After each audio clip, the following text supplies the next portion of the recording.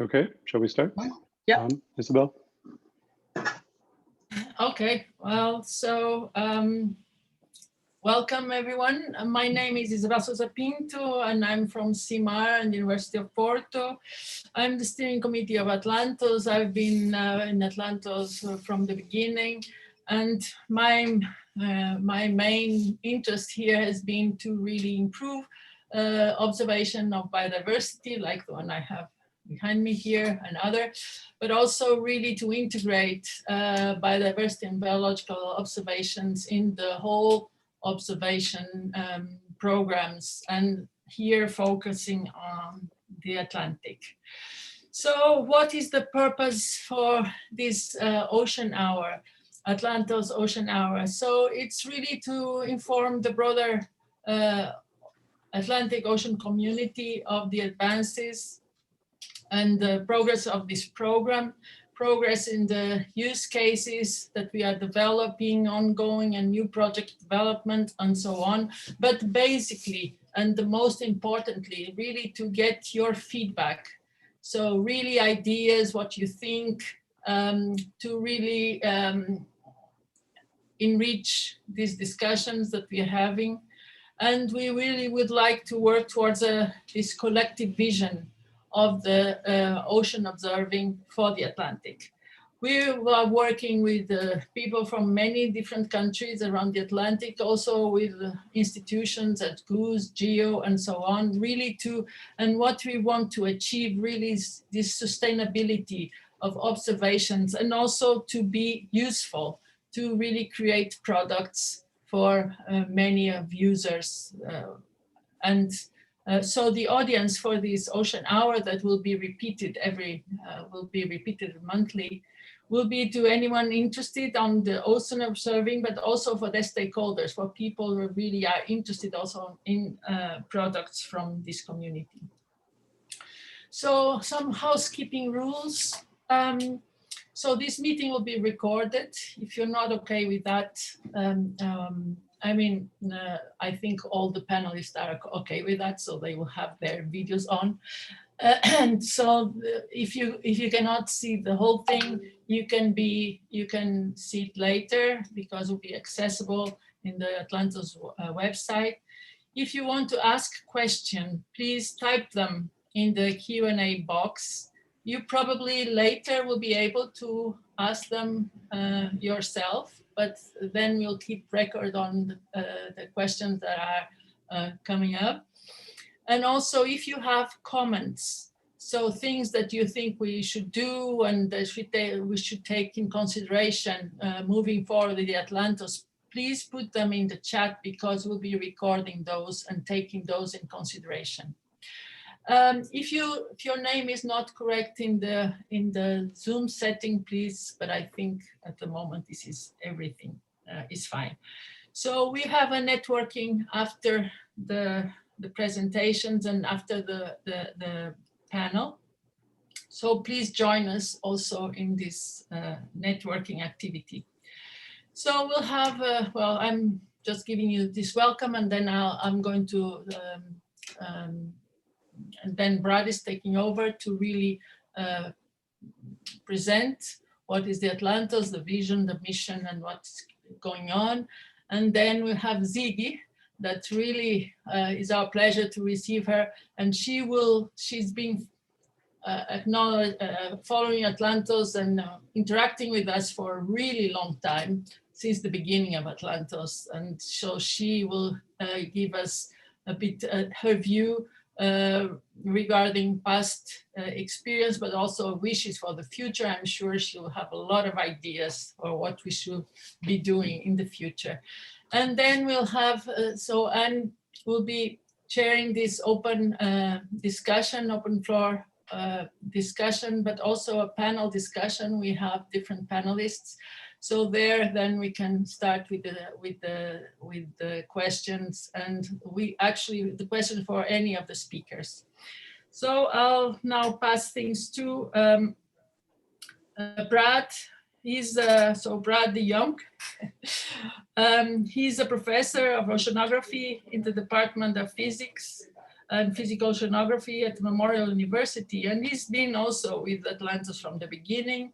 He started as a member of our advisory board for the project, and now is chairing the steering committee of AtlantOS.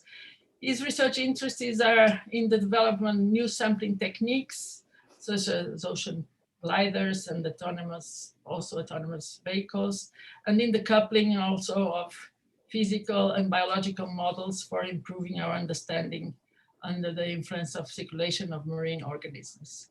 So thank you, and please, Brad, you can take over now. Thank you very much, Isabel. If you can unshare your screen. Yes. Thanks, there we go. And I will share mine. And then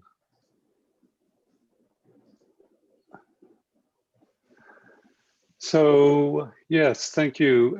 So what I'll do is give you very quickly in 10 minutes or so an overview of AtlantOS as a program.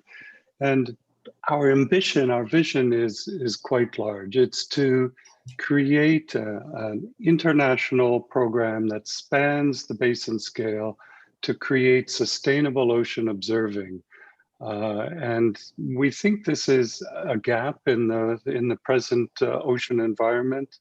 The particular gap we're going to address is in the Atlantic Ocean, but it exists elsewhere. And we're certainly doing this in the context of all the other thinking that's going around in terms of, OceanOBS 19, that now seems like it was decades ago, but was only a year and a bit ago. The framework on ocean observing. There's been lots of discussion about this, and we're trying to work towards actual implementation in the Atlantic. And the vision that we have is of this comprehensive integrated system that really serves our needs. And we think that last phrasing, living, working, and relying on the ocean, that we derive those benefits is a fundamental characteristic required to create sustainable observing.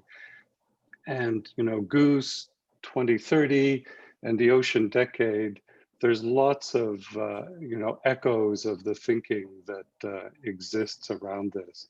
So the implementation of an all-Atlantic perspective really focuses on the full ocean basin. We recognize that we have to partner then with the regional seas, north and south, and regionally around, like the Mediterranean and such. But we're trying to span from the open ocean through to the coast, which means forming partnerships around with various kinds of other groups, and in the context of, and Ziggy, I'll mention later, is substantially responsible for some of these understandings, like the Galway Accord and the Belém Agreement, which are meant to stimulate these kinds of cooperations, and the initiatives like the GeoBlue Planet, and obviously GOOSE, the Global Ocean Observing System. And so this is about working towards a fit-for-purpose system, aligning with new ideas around how to manage ocean data, the so-called digital twin ocean, and supporting various kind of national and regional initiatives. We're not trying to replace things that are presently working, but trying to bring together to form a larger partnership. And the approach that we're taking has kind of three key pillars to it. One is around community building, and we do that through things like symposia, or now virtual Zoom symposia, workshops, education training, and building community is fundamental. We're doing that to create services for society. So we recognize that this isn't purely good science, though that's necessary, but good science serving societal needs. And so it's making sure we create products that are really needed, and that we create a fit for purpose system that supports the other ongoing activities. And one activity around this, all to do this, is better communication, hence things like this session today, communicating about where we are, briefing fact sheets, a website, newsletter, all these kinds of things. And so the framework we have here is just a cartoon of the ocean showing various activities and dots and colors and lines, and that we recognize that there are large numbers of partners out there, the kind of the regional organizations in the North Atlantic and the South with whom we should connect and collaborate. And that part of what we need to do is to build those collaborations and build structures that enable us more widely to work together. And so we're taking various approaches to that, which I'll say more about in a second.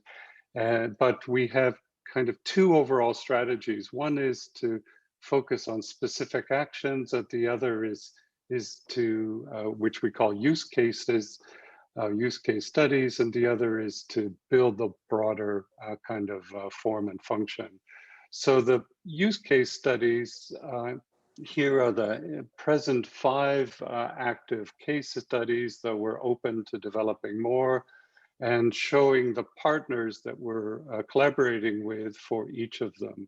So there's a carbon uptake, looking at sources and sinks of carbon, and that's linked to ICOS, and also a European program called EuroSea, and potentially other partners looking at carbon uptake in around the Atlantic, together with Blue Planet and MBON and others, looking at the impacts of sargassum, particularly in the tropical Atlantic, this kind of green smiley face in this image.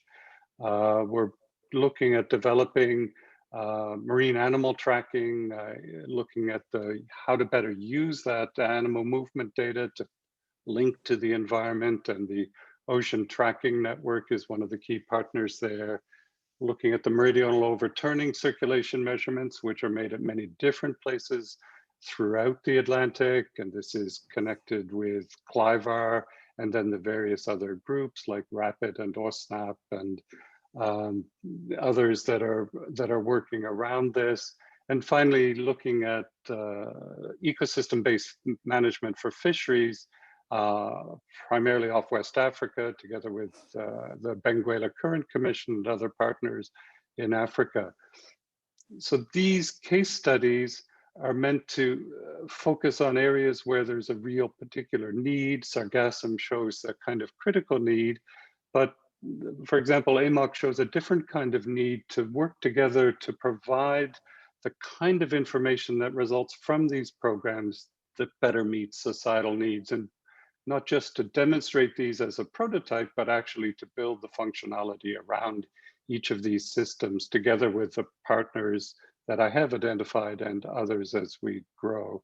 And so we're not focused exclusively on these case studies, and they are developed in the wider context of the whole value chain, because this need to create sustainability means we need to move through from the data observing through addressing societal needs and creating the products that from the data that really meet those societal needs.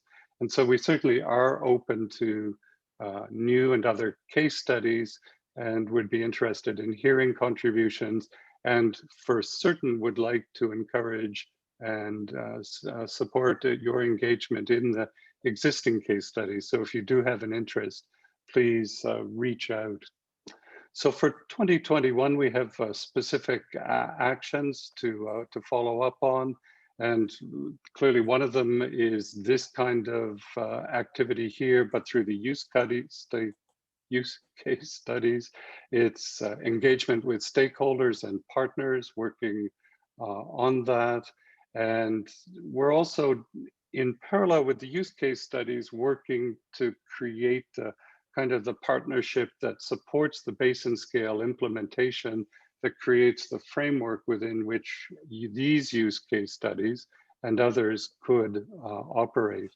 And we're, in parallel to all these things, working with partners like EuroSea, PolarNet, EMODNet, Blue Cloud, proposal for the deep ocean observing system that's gone in, DEWS, to better align these kind of regional activities and reaching out to groups like some of the ocean observing networks like CEUS and USIUS to connect with those. And finally, doing this in the wider context of things like the digital twin ocean that's developed, the European Green Deal, the UN Decade of Ocean Science for Sustainable Development, and doing this in partnership with GeoBlue Planet and GOOS, with whom we're connected. So kind of in summary then, where we are in terms of actions are these AtlantOS Ocean Hours, which will be monthly through the year, strengthening, as I said, our connections to GOOS and GeoBlue Planet, forming partnerships within each of those programs with appropriate kind of other entities there, building this wider partnership around network activities. So in a future session, we'll talk about, for example, gliders and connections to glider network and activities around the Atlantic, facilitating this free and open access to ocean data, linking to the digital twin. And finally, and I hope Siggy will be happy to hear that we explicitly intend to, support and expand upon activities of the Galway and Belém statements, which really focused or drew attention to the need for kind of collaborations across the basin.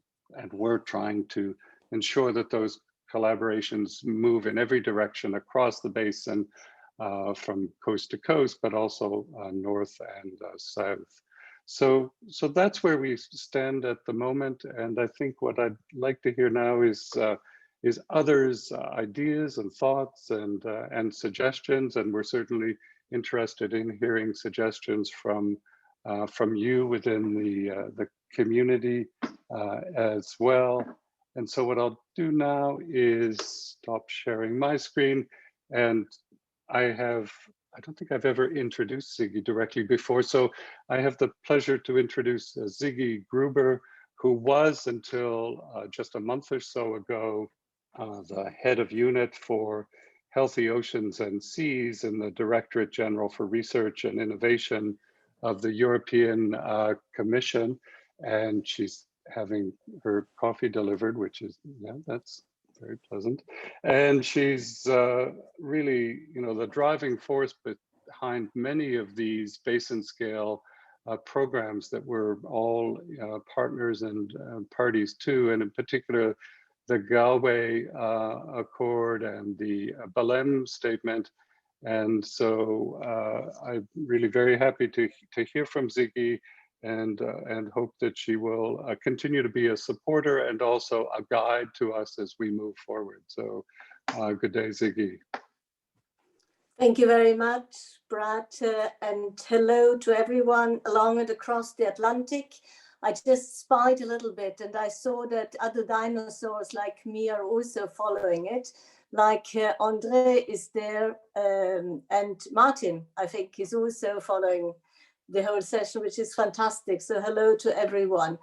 Thank you really for inviting me. And yes, together with my colleagues, Nicola and Laura, who are also following us, you can really be reassured that this is, and it will continue to be, this has been a priority for the Commission, the DG Research and Innovation, who is in charge of implementing as well and ensuring the follow-up of the Galway and Belém statements.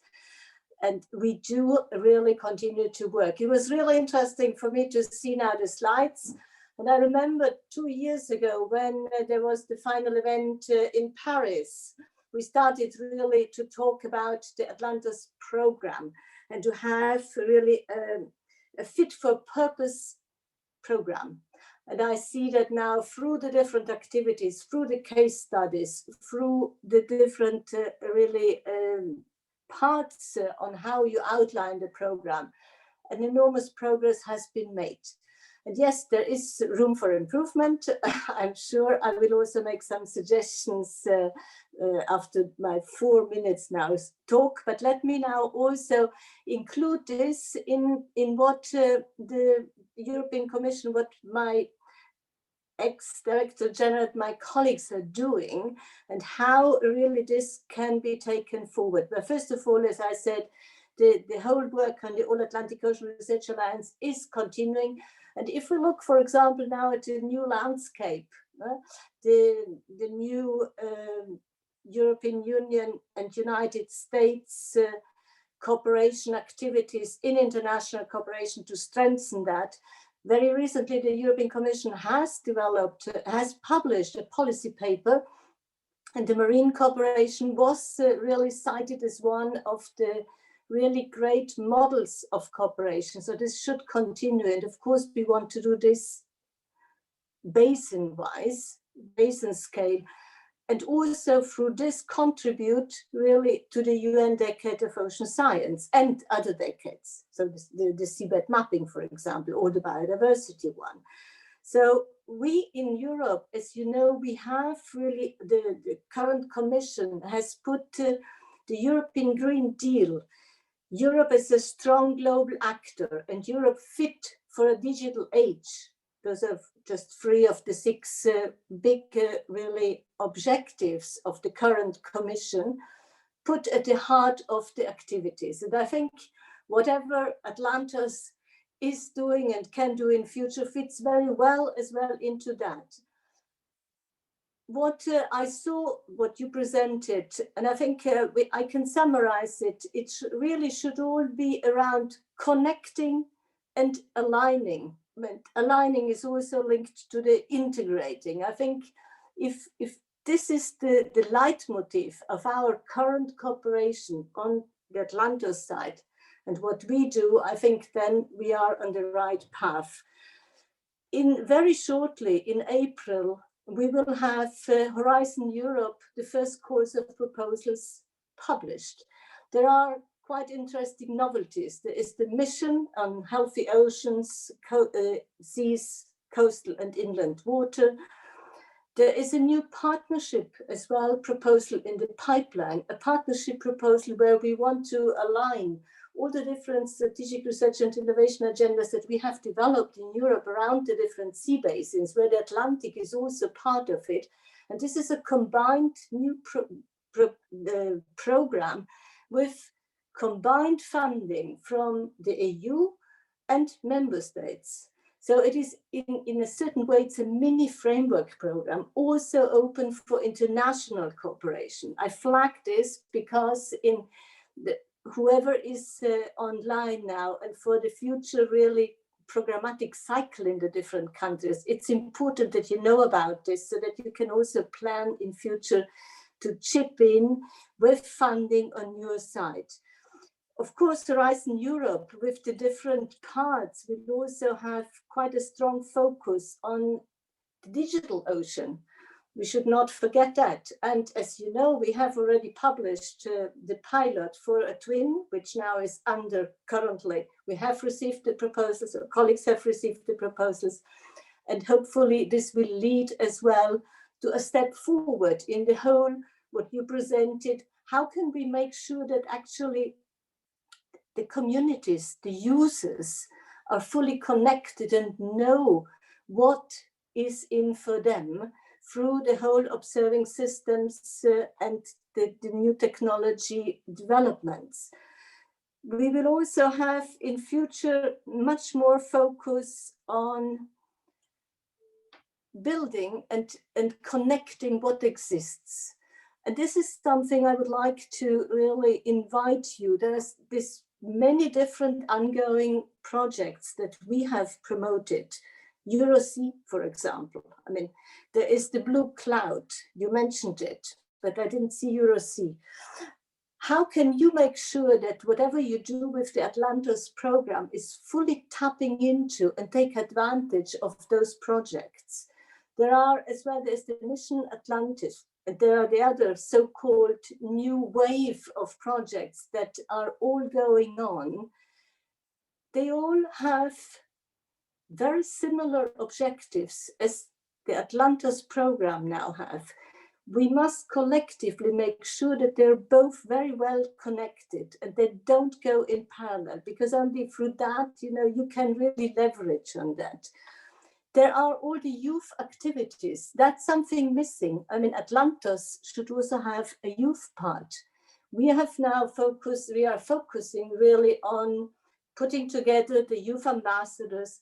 AtlantOS should be part of one of the training sessions when they have now the induction training.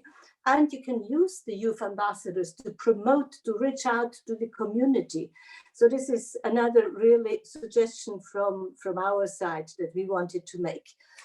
How can you better link, you have mentioned it, with all the ongoing infrastructure projects and with all the projects looking into new technology development? You mentioned it, the gliders, etc. But yet I think there's a lot of scope for really much, much better integration.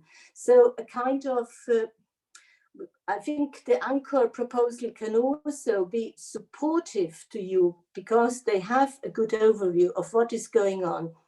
And through the upcoming ministerial meeting, and I hope you have all received yesterday already the save the date, so mark the date on the 3rd and the 4th of June, there will be the ministerial meeting for the whole Atlantic on the Azores.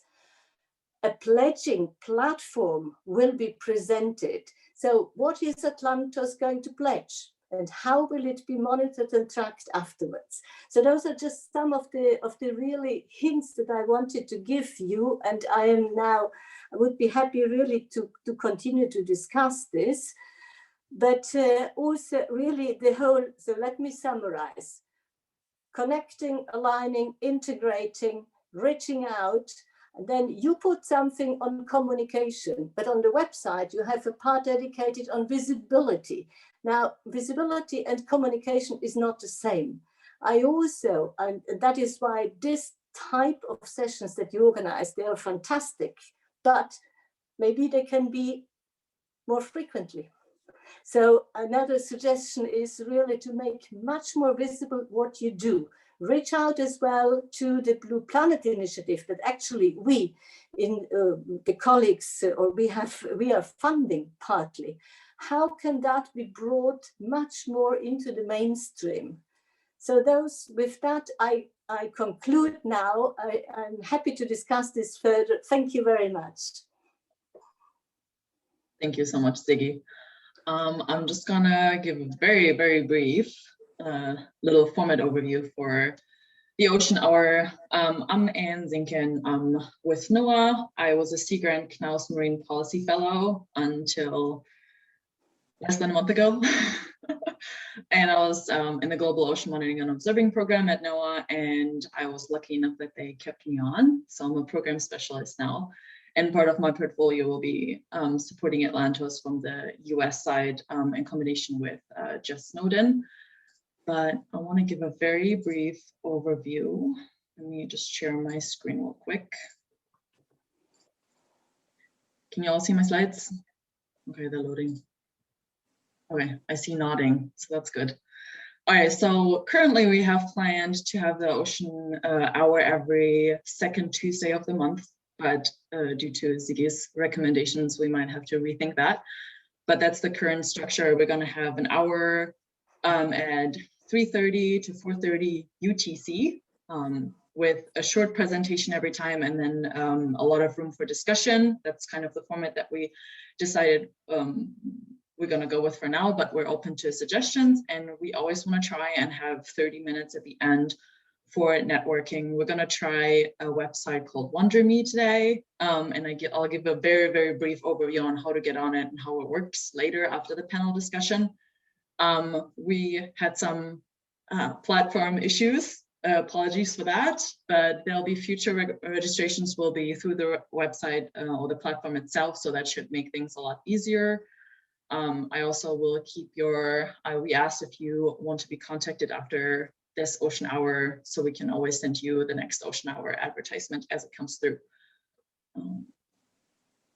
All right, so we have a couple of potential future topics, and one of them Brad already advertised is the glider network.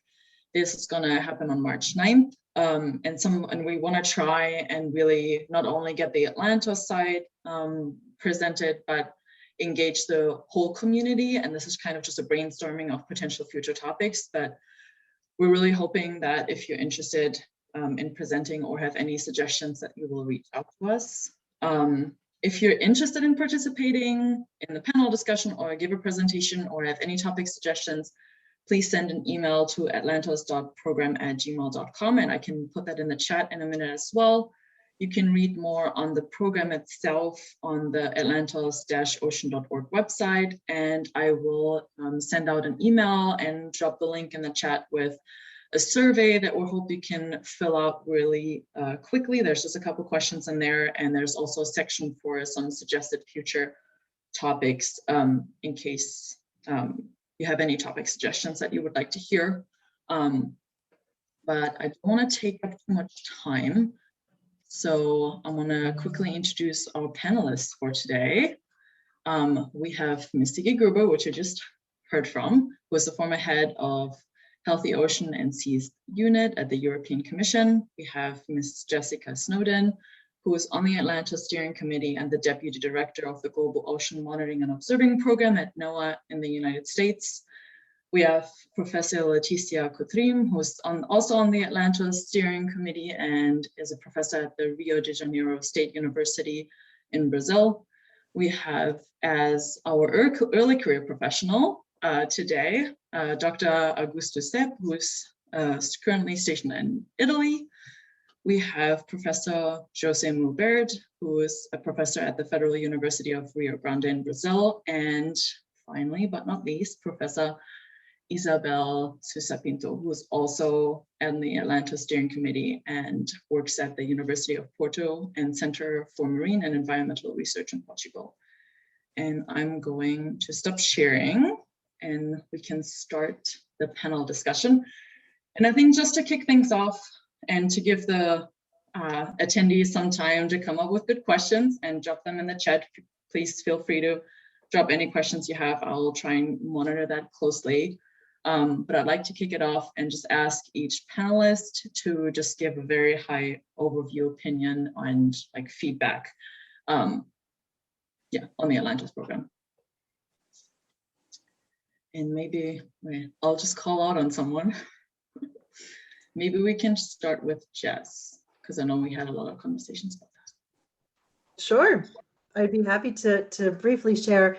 I'm, again, Jessica Snowden. I'm really thrilled to be here today. I think it's an important moment in time for the AtlantOS program. I'm hoping that we can use these hours now and going forward to really eventually roll up our sleeves and make advancements in the program itself. So thank you all who've joined us today. I hope you'll spread the word and come back to future discussions. For today, I also just wanted to provide a very few brief remarks. I am with the Global Ocean Monitoring and Observing Program now at NOAA. I spent the previous 10 years with the U.S. Integrated Ocean Observing System in the U.S. and headquartered at NOAA. So I have a lot of interest in sustained ocean science and observing. And when I think about the AtlantOS program, I think of three key goals that we can all benefit from by engaging in this space. So making the best investments of everyone's limited resources in areas that we share common interests. So the case studies begin to get at that. And I think there's huge opportunity by having more conversations and identifying shared interests to really make best use of our resources for the Atlantic Basin. Secondly, two-way sharing of best practices and knowledge. I think there are huge lessons that we all can learn from one another, and having a structure and a forum in place such as the AtlantOS program to really facilitate those conversations, along with all of these other exciting things that are happening right now with the UN Decade of Ocean Science for Sustainable Development just being one of them. Thirdly, and this is near and dear to my heart, having spent time in a coastal ocean observing system and now sitting in a space where we focus on the global oceans, is finding a way to better connect the coastal and global ocean communities, sharing, again, understanding and common interest in research, in sustained observing, and doing a better job of having conversations between those communities. And it's hard, or we would have done it already.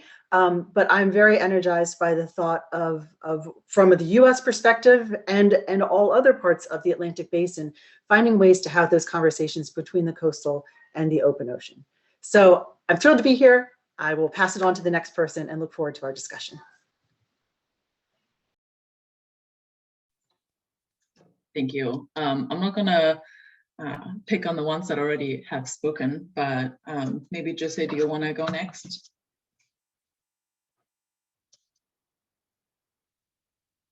We can't hear you yet.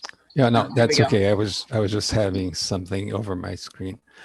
Well, good afternoon, everybody. It is also for me a great pleasure to be here, being involved in AtlantOS from the initial stages, the project stage, and then seeing it evolve and becoming a program, and was mentioned earlier. You know, this is very, very nice, and particularly because we see that the evolution of AtlantOS also was involved with the evolution of other happenings that occurred at the same time, like the Belém Agreement, which was very important to bring together, you know, a further community from the Atlantic. And I think that now we have that stage. There are several initiatives that are going through, which will really enable us to get a better comprehensive view of the Atlantic and provide particularly more information to the users, to the society, which I think is at the end, it's what we really aim. We always think too much of the society, of the means of what we do being relevant to ourselves as scientists, as researchers, but I think a new way of envision observations use, it's coming along. And I think AtlantOS brings that quite well.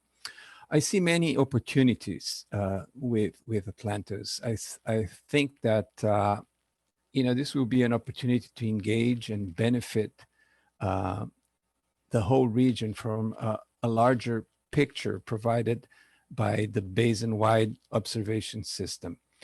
So we're not going to be focused on a country, but we're focusing on a whole system. And this is very good. At the same time, we're not huge enough like GOOS or GEO that we're looking at the whole Earth, but we're focusing to a geographically constrained system that will draw the observations and issues to the needs needed in that region. So I think this is a great opportunity. It would also enable us to increase capacity in the region, especially by providing access to state-of-the-art methods and technology and best practice. I think that's something that we really need. We need to standardize and use the best knowledge we have for the techniques that we have in place. Everybody measures temperature, but is everybody measuring temperature in the right way, in the correct way, using the same standard? You know, this is just a simple example, but I think there are many others that will come with that. I also think it's a great opportunity to integrate diverse set of networks that are already in place. You know, this was presented by Brad quite well. There are many things going on in the Atlantic. They are scarce, they are individual, they're fighting from the same resources. You know, it's a big struggle. We all know that out there. So AtlantOS provides, I think, a good opportunity to bring this all together. But there are challenges, and particular challenges for many of the countries that are not already well, let's say, institutionalized or organized to deal with ocean issues. And I think, you know, the big challenge for like countries like in Brazil is to have the institutional capacity in the country to provide a contribution and benefit from AtlantOS. Right now, we are scattered among different universities and different local regional institutions, you know, doing mostly research and not really involved in an observation system.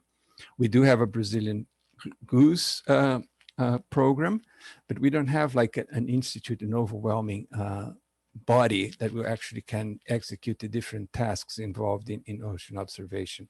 So I think this would be a great opportunity, you know, maybe to move towards implementing what we aim here in Brazil, like the National Institute of Oceanography, or now it's called the National Institute of Marine Sciences, which the studies are on the way to implement it. Maybe we can leverage that with AtlantOS. But I think this could be a challenge to many other countries in the regional setting. So I'll stop here, and I have more things to say. I'll wait for people to give their views. Thank you. Thank you. Yeah, there's a couple of questions coming in, but I really wanted to get the early career view. So I'm gonna call on Augusto and see if you have any viewpoints that you want to share at this point. No worries if you don't. About AtlantOS, right? My experience as part of AtlantOS was relatively limited. We were coordinating work package number 8, which was demonstrating the social benefits, social benefits you can get from ocean observation.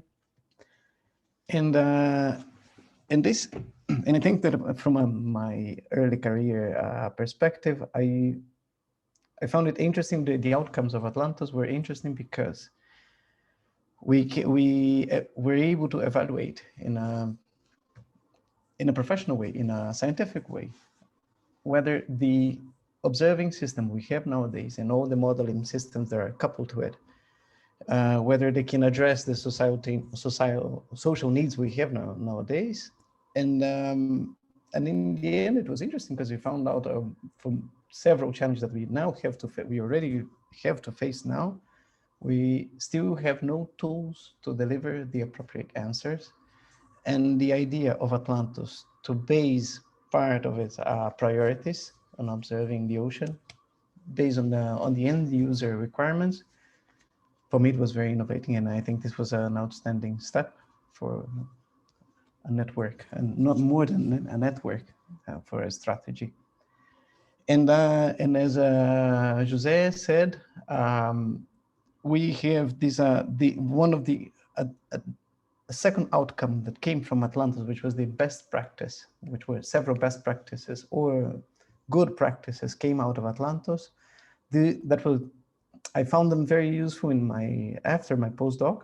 Now that I'm working for a company, and knowing that we can find best practices ready to use from a reliable source to any project we have to face. For me, that was also another huge contribution from AtlantOS, and I would like that this thing to remain, or stay here. Thank you. Great. We have a few questions coming in, so I don't want to keep you guys occupied too long, and acknowledge that people are dropping questions. One of them was, how can commercial entities support and promote AtlantOS? Anyone want to take that question?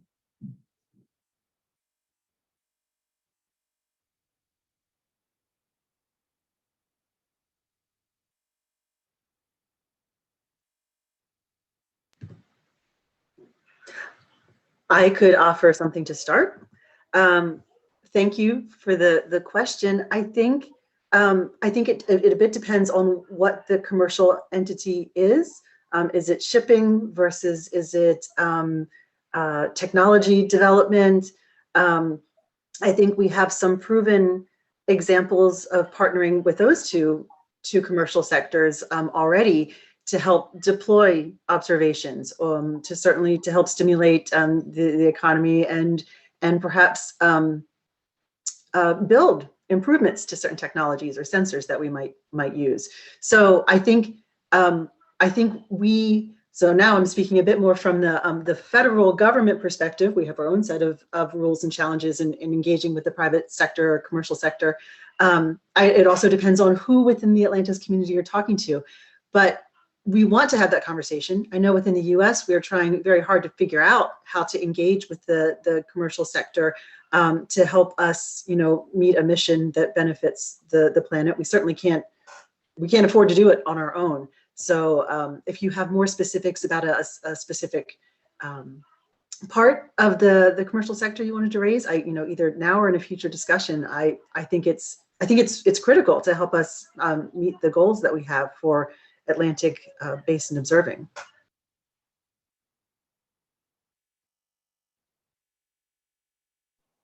Yeah, and I'd like just to go a bit further on what Jessica has just said on this partnership. Something that's already happens since quite some time now, and I guess it's a successful example for private, public, let's say, sector cooperation, is the use of the ships of opportunity, the SOOPs, where you I mean, technology is improving and it's improving, and I see in the future using merchant ships, for instance, that are being used since for meteorology since a very long time now, but now also for carbon measurements on the surface ocean. This is something that can be done, and ships, they have to go from Europe to South America to Africa to Asia, everywhere. I mean, thinking the whole world. But I mean, here in the Atlantic, we have a very good network of merchant ships, for instance. So this, I mean, if this is a concrete example that happens already, this could be further improved with new sensors or making the process more easy to, I mean, to interact with the research and the shipping companies. Thank you. I want to go to the next question because there's quite a few coming in now, and it's for Isabel. The question is, you indicated the importance of biodiversity at the beginning. How does Atlantic address the biodiversity crisis? Well, thank you for that question. I mean, for really fighting biodiversity loss and really also helping to be restored, we need a lot of knowledge still in the ocean. Of course, we have some knowledge. We have, but we still need a lot of knowledge. I mean, marine biodiversity is still very much unknown, so we don't know what we have. So it's really hard to act upon this. And of course, we need also knowledge on all the drivers, all the problems, and how really to fix them. And then we need really to outreach to the different stakeholders. We need to outreach to, and also first to know what are the needs of knowledge, of data and observations. So we need to be more because of course the people that manage, that also have business at sea, that manage the ocean, they really need a lot of information. So if we manage really to help them with that, this will be also a big help for conservation and for sustaining biodiversity, and also for restoration. This is now also the decade of ecosystem restoration. We need to have knowledge to restore our marine biodiversity. Thank you. Does anyone else want to chime in? If not, then I will go to the next question.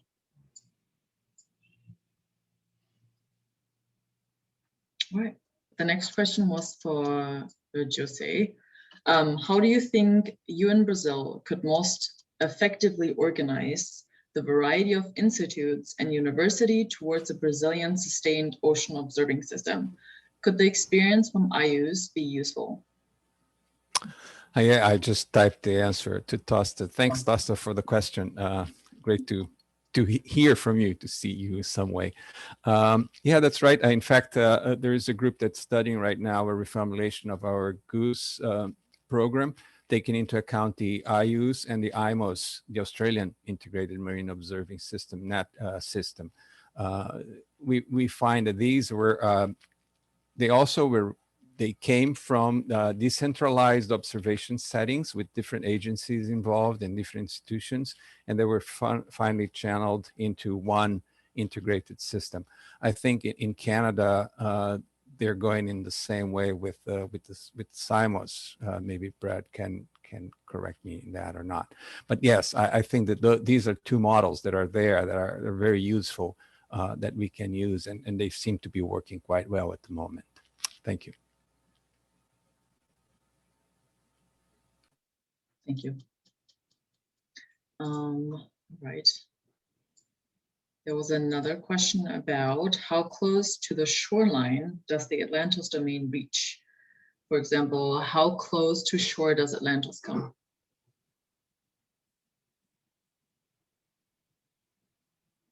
Maybe Brad wants to kick that off. Okay, I'm not officially on this panel perhaps, but I was just typing an answer, so maybe I'll just speak it out loud.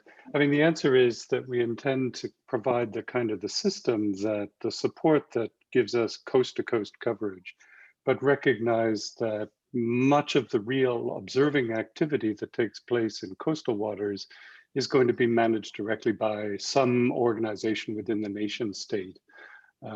José's referred to that a little bit, and US IUS in the United States, CUS in Canada, Eurogoose. I mean, there are already entities that manage the coastal observing networks, but what's missing is the kind of the linkage. And Jess made a reference to this earlier in terms of, if you're in the coast, you're looking for the partner to kind of link to the basin scale.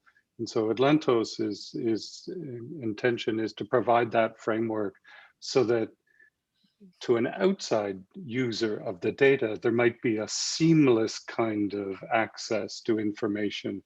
Right now, if you wanted to look at a particular geographic region, you have to know which agency, which website, which format, which approach, who to ask permission of, and it's quite complicated. And if you move 10 miles away, it's a different group and it's a different access entry point.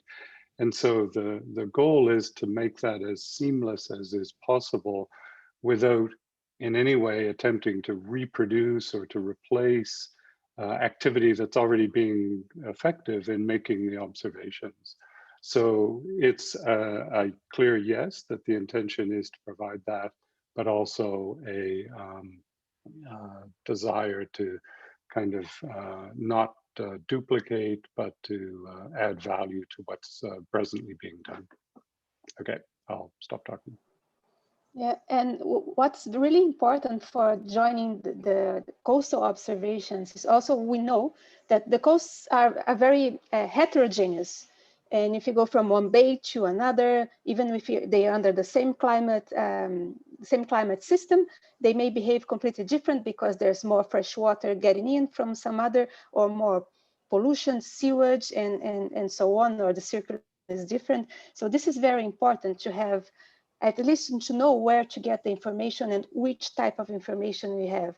And for making an assessment on, for instance, on ocean acidification or deoxygenation, which is also an issue for coastal areas, because it's very hard to get the signal, what's really from the excess CO2 in the atmosphere and what's eutrophication for coastal areas. We need long-term observations, and we need a continuum of observations. So it's very important to have both and to know where to get the good information. And again, the good practices and having standards and things like this is also really important.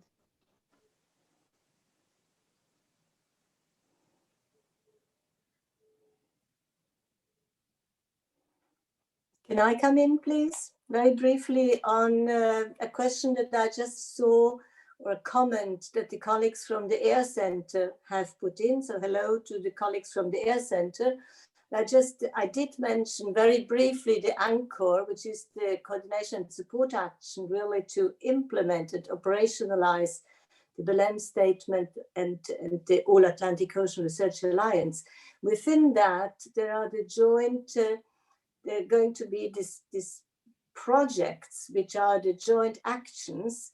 And in addition to the one which is mentioned now on the chat, which is the infrastructure one, there's the other one, which is called the All Atlantic Data Enterprise 2030, where it will focus as well on studying the effects on the emerging pollutants.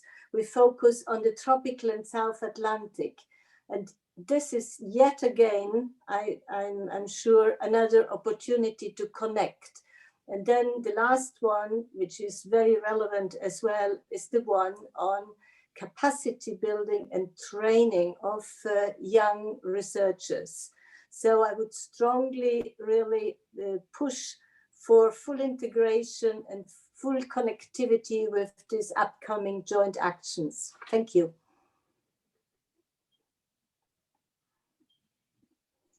Thank you, Ziggy. Does anyone else want to elaborate on that specific question? If not, we have many more. Oh yeah, I'll jump ahead to the next one.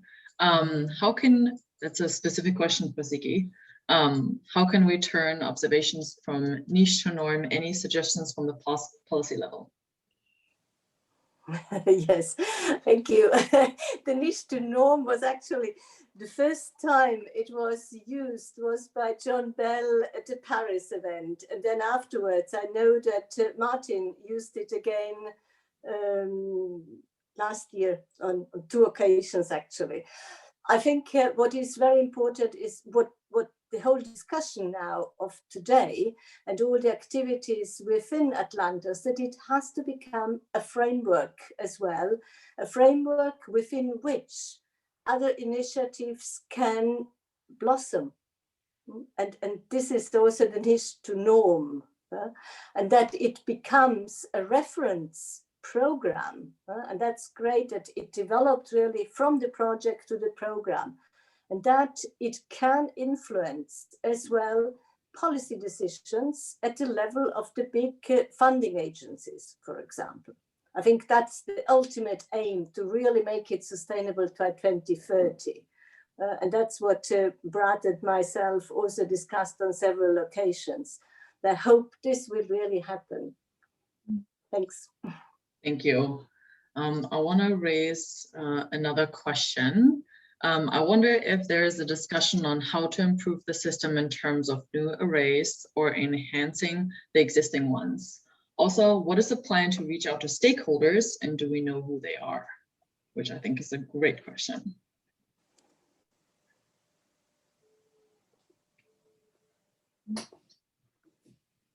Any volunteers?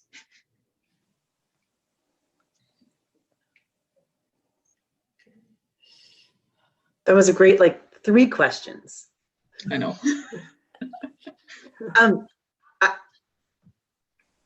Yes. I mean, one of the goals of AtlantOS is designing a fit for purpose basin scale system. So looking at what exists and what the gaps are, and figuring out, again, the shared priorities and places where we can best put our resources to make improvements, to understand the processes, answer the questions, the science questions in the Atlantic Basin. I know that's a very general answer, but yes, I think these are the exact conversations we need to have going forward, and identifying what those are. What are the technologies? How are the systems working now? And again, what are the gaps? What can we do about it? And the stakeholders, I think, I mean, to do that, we will need to engage with and understand the needs of the community, which is huge, but not unknowable. We all have our stakeholders around the basin. So I think that gets to my point about the two-way learning and information sharing. How do others do that? How do we engage and understand the requirements and the drivers that are out there to inform where we're making our observations, where we're putting our efforts? I'm sure others have thoughts on this too, but that's sort of the heart of a lot of this conversation, and I hope we will continue to have that at future Ocean Hours. Just on the stakeholder question. Yeah, no, go ahead, Leticia. Brad. Yeah, continuing on what Jessica was saying, it's also important for the stakeholders to know that we are already, that scientists are doing observations. And this is also, so of course, it's a question of science to identify the gaps, the important gaps, where do we need new arrays, or do we need to measure new parameters here and there? But it's also, you also said that it's a two-way, so we have also to advertise, look, we are doing this. And maybe, I mean, I'm really like a carbon person, observation. I like to measure oxygen, and maybe I'm not going to be the best person to say, so I'm taking my data and transforming it into a product, but you have to get people involved, because you can I guess we have a box full of wonders of what the knowledge we have already and from what can be done in the future with the new technologies. If I just to complement on the stakeholder issues, and I think this goes back to the need to integrate with the other programs that are going on and projects that have been going on in the Atlantic Basin right now. I know like Anchor has put a lot of effort on looking at gaps, on capacity gaps, on stakeholders. Like I've participated in some of their activities, and there's been a lot of effort on bringing in all the stakeholders together. So I think that by AtlantOS trying to merge and integrate with its other project, it can already get some of the information that has already been collected. And I think this will be very useful to target all the efforts to the same group of stakeholders that are there. Yeah, I think that, you know, the stakeholder engagement has been a perennial challenge, I think. And, you know, for this kind of discussion, which is at sort of 10,000 feet or something high up, I think it's really hard. And because the stakeholders don't see themselves as directly engaged in it or part of it. And that's, I think, where in future ocean hours and within AtlantOS, through the case studies and through more particular kind of, you know, addressing of issues, then we will and do intend to kind of directly bring stakeholders to those discussions within these hours, but also within the initiatives. And so, you know, Sargassum is a clear example where the stakeholders see themselves directly, you know, as part of it. And nation states, tourist operators in the Caribbean, you know, they see the Sargassum on their beach and they know the need for it. And so I think as you become more specific and more real in an absolute sense, then stakeholders do become interested and are engaged. Where we just talk about, you know, fancy technology and cool science, it's really hard for them to see themselves. So I think it's about taking, you know, the right steps and bringing the issues to them in a real sense. And it's critically important because otherwise we're just doing this for ourselves. I know we're kind of on half of the hour, but I want to put in one more question and also ask Augusto if you have any suggestions, because you've been working in the private sector, but there's also a question in the chat whether you could elaborate on your experience as an early career scientist, how to engage young scientists from all areas in these kind of efforts. We can't hear you yet, you're on mute. Better now, right? Yes. So, okay, so how I see the connection, how young early career professionals could join the AtlantOS initiatives. Maybe my answer is a bit connected to what Brett just said. My experience in AtlantOS was preparing a use case. We had a use case on oil spills, and my perception is that we got much closer to the end user. The end users in a slow process because we were not searching for it directly, but they started to get in contact with us bit by bit, and they're still getting contact with us even after the project is over. And the website we have is it might be even offline right now. So I think this implementation of case studies is not only a way to connect with the stakeholders, but I think it's also a way to engage with the young generations. This is what I wanted to say. There is a component, and this is maybe a personal statement, but there is part of the ocean science community that would like to work on applications, but they have a scientific background. So they could be a good bridge between observations focus on research and observations focus on social needs. Yeah, I think this is what I want. In a messy way, this is what I wanted to say. Sorry. No worries at all. Okay, I want to be respectful of everyone's time. Yes, Ziggy, go ahead. Just two very quick things. Nicholas has put in a reference to the future pilot for a twin ocean. I think that's where the stakeholder involvement is going to be so important. And again, I would like to relaunch this invitation to use the All Atlantic Youth Ambassadors also for reaching out to communities. Thank you. Thank you. I've been trying to keep notes for suggestions. Okay, I put all the links in the chat and email addresses in case you have any suggestions. I will follow up with an email. We have a 30-minute optional, this is not required, kind of networking session on a website called WonderMe, and I'm gonna drop the link in the chat. I'm gonna share my screen real quick to show you how this is gonna look when you enter it. So you're gonna enter this website and it's gonna ask you to like take a picture of yourself or upload a picture and your name. This is only supported by Chrome or Firefox, unfortunately not Safari for our Mac users. And you will appear as a little icon here. And then as other people pop in, there are other little round icons of the person, and you can either click on that person and say invite to room, or you can drag yourself onto the person. And this is how it's gonna look. You're gonna have a white little circle and that's your room, and then your camera is enabled and your sound, and then you can talk to each other. And this kind of gives us a little bit more of a free roaming networking opportunity, and we wanted to try and see if it works. If this goes totally AWOL, then we will change it in the future, but we thought it was worth a try. Because if we would stay on Zoom, we would have to, send each of you in the different breakout rooms, which is going to take forever. So hopefully this is going to offer a little easier of a networking opportunity for anyone who wants to join. Again, the link is in the chat. I'm going to drop it in the chat one more time.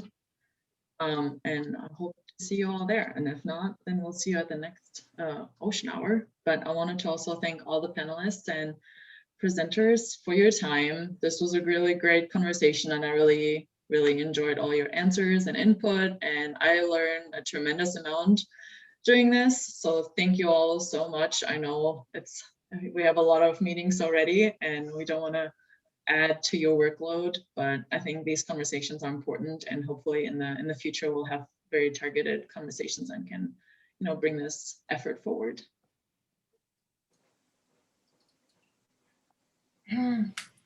Well, Thanks. I'm trying to get in this WonderMe, and the link I think is not working. Me too, but it doesn't work. So I might lose. I might lose you all. Thanks a lot, really, for having me. And I try, but I can't guarantee. Yes. Let's stay in touch. I don't manage well. You can. It takes a while to it's opening here in my browser. It's really worth it because it's a really cool to a coffee break sort of. And thanks everybody for the invitation, and also thank you. I mean, also for everybody attending, all the attendees as well. I'll check if I'm. Yeah, I'll try to talk to all of you in WonderMe, but it was great to have a panel which had 4 panelists that speak Portuguese. Yeah. That shows that AtlantOS is becoming really an Atlantic Ocean system. Yes.